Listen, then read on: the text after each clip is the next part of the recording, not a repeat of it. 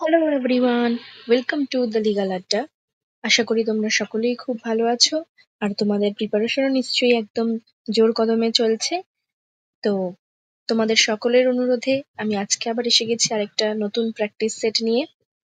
আজকে আমাদের আলোচনার বিষয় হলো top 10 English practice set for Calcutta university law entrance test. তো চলো শুরু করা যাক। আমাদের প্রথম প্রশ্ন কি বলেছে দেখো, স্পট দ্য এরার, অর্থাৎ এখানে কোন জায়গাটা ভুল আছে সেটা আমাদেরকে খুঁজে বার করতে হবে। তো আমাদের প্রথম প্রশ্ন দেখো কি বলেছে, neither of the two boys have submitted their form. Option A neither, option B of the two boys, option C have, option D submitted their form. তো এই যে সেন্টেন্সটা আছে এখানে কোন জায়গাটা এরার বা ভুল আছে সেইটা আমাদেরকে খুঁজে বার করতে হবে। তো এখানে দেখো তোমরা, সিঙ্গুলার সাবজেক্টের সাথে কিন্তু সিঙ্গুলার ভার্বই বসবে, কিন্তু এখানে আমাদের ভার্ব আছে প্লুরাল, অর্থাৎ আমাদের এখানে হ্যাভ বসেছে, কিন্তু আমাদের সাবজেক্ট এখানে নাইদার, সে কিন্তু এখানে সিঙ্গুলার। তাহলে সিঙ্গুলার সাবজেক্টের সাথে যখন প্লুরাল ভার্ব বসেছে, তার মানে এখানে ভার্বটা আমাদের ভুল আছে। তাই আমাদের সঠিক উত্তর হবে হ্যাজ। হ্যাভের জায়গায় আমাদের বসবে হ্যাজ। তাহলে পুরো সেন্টেন্সটা কি দাঁড়ায়, neither of the two boys has submitted their form. তাহলে আমাদের প্রশ্ন অনুযায়ী আমাদের সঠিক উত্তর কোনটা, নাম্বার সি হ্যাভ, মানে হ্যাভের জায়গাটা আমাদের ভুল আছে। আমাদের পরের প্রশ্ন দিয়েছে সিনোনিম, অর্থাৎ সমার্থক শব্দ। Choose the synonym of ambiguous, অর্থাৎ অ্যাম্বিগুয়াস এর সিনোনিম কোনটা সেটা আমাদের নিচের এই চারটে অপশন থেকে খুঁজে বার করতে হবে।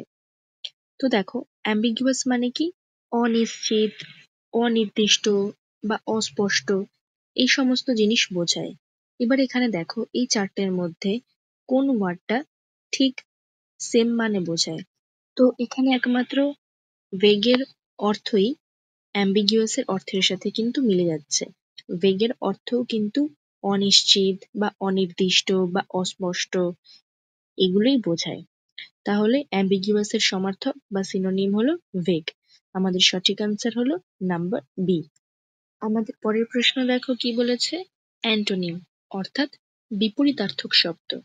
আগেরটা ছিল সমার্থক শব্দ আর এইবারে দিয়েছে বিপরীতার্থক শব্দ। তো অ্যান্টোনিম অফ সেরেন, অর্থাৎ সেরেনের বিপরীত শব্দ কোনটা সেটা আমাদেরকে লিখতে হবে। তো সেরেন মানে হলো শান্ত বা নির্মল, আর তার অপোজিট তাহলে এখানে কোনটা হবে, অবশ্যই কাম হবে না, পিসফুল হবে না, জেন্টেল হবে না। তাহলে পড়ে রইল কি, নাম্বার সি অ্যাজিটেটেড, যার অর্থ হলো অশান্ত বা উত্তেজিত বা বিচলিত। তাহলে আমাদের সঠিক উত্তর হলো অপশন সি। আমাদের পরের প্রশ্ন দেখো কি বলেছে, ওয়ান ওয়ার্ড সাবস্টিটিউশন, অর্থাৎ এক কথায় প্রকাশ করতে হবে তোমাকে। কতকগুলো শব্দ বা সেন্টেন্স দিয়ে দেবে, সেটাকে তোমাকে এক কথায় প্রকাশ করতে হবে। তো দেখো কি বলেছে, a person who Tux too much, অর্থাৎ একজন ব্যক্তি যে অনেক কথা বলে তাকে এক কথায় কি বলা হয়। তো আমাদের সঠিক উত্তর হলো অপশন বি লকেশাস। লক কথার অর্থ হলো স্পিচ, আর লকেশাস কথার অর্থ হলো টকেটিভ, মানে যে বেশি কথা বলে। আর আমি কিন্তু এর অপোজিট ওয়ার্ডও দেখো এক্সপ্লেনেশনে মেনশন করে দিয়েছি। তাই তোমরা যখন পড়বে প্রতিটা প্রশ্নের এক্সপ্লেনেশন গুলোও কিন্তু একটু ভালোভাবে দেখে নেবে, কারণ এখান থেকেও তোমরা অনেক গুরুত্বপূর্ণ ইনফরমেশন পেয়ে যাবে। তো আমাদের পরের প্রশ্ন দেখো কি বলেছে, fill in the blanks, tense or verb বসাতে হবে। তো প্রশ্নটা কি দিয়েছে দেখে নি একবার, When I reached the station, the train dash left. ওই ড্যাশের জায়গায় আমাদের কোন ওয়ার্ডটা বসবে সেটা আমাদেরকে লিখতে হবে। নাও লুক কেয়ারফুলি, এখানে দুটো কাজ হয়েছে অতীতে। একটা হলো আমি স্টেশনে পৌঁছালাম, আর একটা হলো ট্রেন চলে গেছে। এখন ভাবো তো কোনটা আগে হয়েছে, অবশ্যই ট্রেনটা চলে গেছে, তারপর আমি পৌঁছেছি।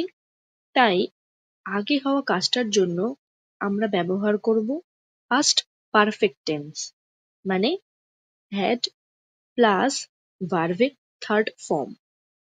সুতরাং আমাদের সঠিক উত্তর হবে when I reached the station the train had left। এখানে had left বোঝাচ্ছে ট্রেন অলরেডি চলে গেছিল যখন, তখন আমি স্টেশনে কিন্তু পৌঁছালাম। তাহলে সবসময় মনে রাখবে পাস্ট পারফেক্ট টেন্স ইউজ হয় যখন একটা কাজ অতীতে অন্য কোনো একটা কাজের আগেই হয়ে যায়। ঠিক আছে, তো চলো আমাদের পরের প্রশ্নে যাওয়া যাক। আমাদের পরের প্রশ্ন কি বলেছে দেখো, idiom and phrase. Idiom and phrase মানে হলো দুটোই এমন কিছু বিশেষ শব্দগুচ্ছ বা গ্রুপ অফ ওয়ার্ডস যেগুলোর লিটারাল মিনিং না বুঝিয়ে ফিগারেটিভ মিনিং বোঝায়। অর্থাৎ শব্দগুলো একসাথে এমন একটা অর্থ বোঝায় যেটা নর্মালি শব্দে শব্দে অনুবাদ করলে বোঝা যায় না, বরং একটা আলাদা অর্থ বোঝায়। যেমন ধরো, একটা উদাহরণ দিচ্ছি ছোট, আ পিস অফ কেক। এখানে আ পিস অফ কেক মানে নর্মালি তুমি কি বুঝবে, যে হয়তো একটা কেকের টুকরো।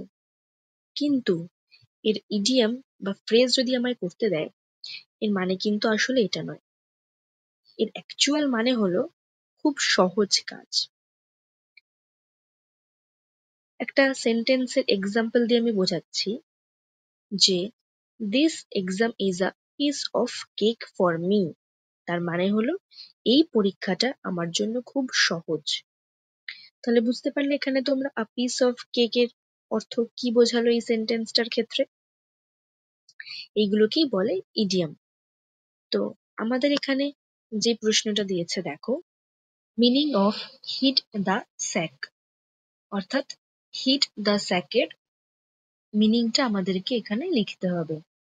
তো এর অর্থ হলো to go to bed or slip.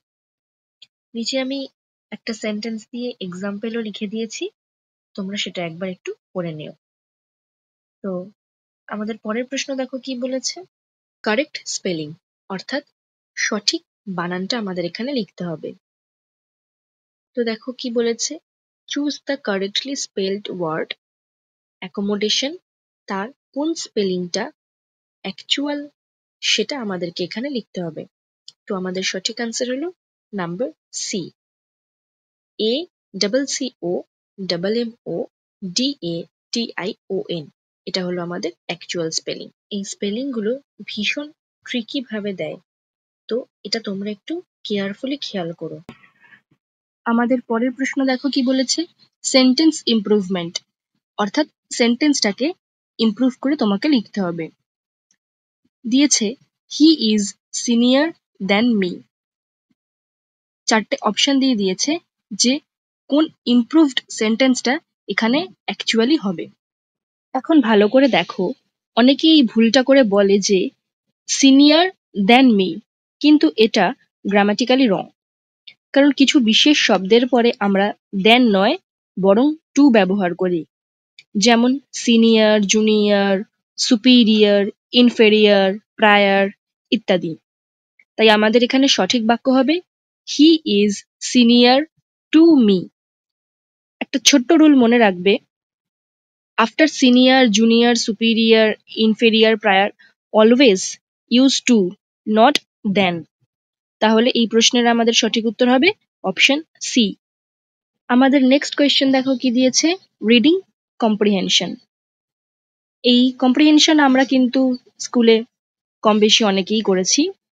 এখানে একটা ছোট্ট প্যাসেজ দিয়ে দেবে, সেই প্যাসেজ অনুযায়ী তোমাকে কোয়েশ্চেন করা হবে, তোমাকে সেই প্যাসেজটা পড়ে তার উত্তরটা দিতে হবে। তো দেখো আমাদের প্যাসেজটা কি দিয়েছে, success is not the key of happiness, happiness is the key to success, if you love what you are doing you will be successful. অর্থাৎ এর মানে হলো সফলতাই কিন্তু সুখের চাবিকাঠি নয়, বরং সুখই হলো সফলতার মুখ্য জিনিস। তুমি যদি তোমার কাজকে ভালোবাসো তাহলে তুমি ঠিকই সাকসেসফুল হবে।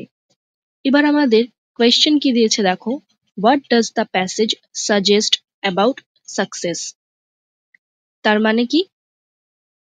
এই প্যাসেজটা সাকসেস সম্বন্ধে আমাদের কাছে কি বলতে চাইছে? তাহলে এখানে সারসংক্ষেপটার মানে আমরা বুঝে গেছি যে সফলতা সুখ আনে না, বরং সুখই সফলতা আনে। আর তুমি যদি তোমার কাজ ভালোবেসে করো তাহলে সুখীও হবে এবং সফল হবে। তাহলে এখানে এর মানানসই অর্থ তাহলে কোনটা হবে? Option B, happiness leads to success, অর্থাৎ সুখী সফলতাকে পরিচালনা করে। আমাদের নেক্সট কোয়েশ্চেন দেখো কি বলেছে। Cloze test.